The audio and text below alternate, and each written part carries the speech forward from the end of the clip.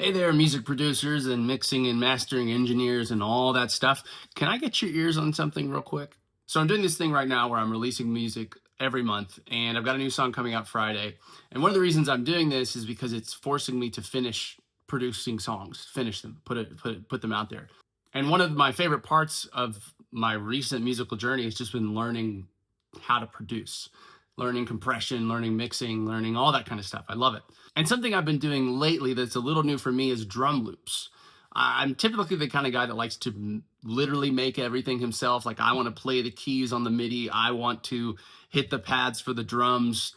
But I've been recently finding some inspiration from some interesting drum loops that I'm finding on like Splice and stuff.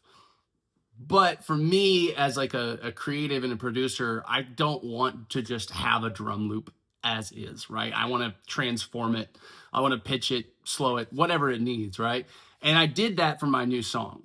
So what I'd like to do is show you the original drum loop that I used and then the final version in the song, and just get like your sonic critique of it.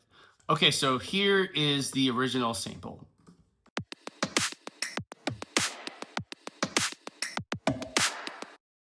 Not too much going on, but has a nice little groove. And then here is my song with how I transformed it.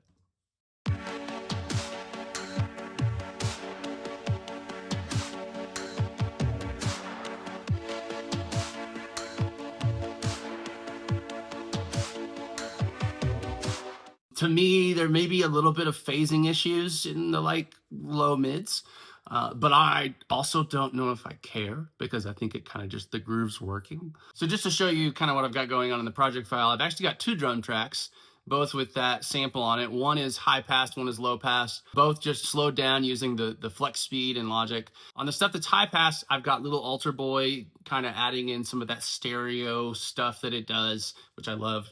And then just some basic compression and EQ.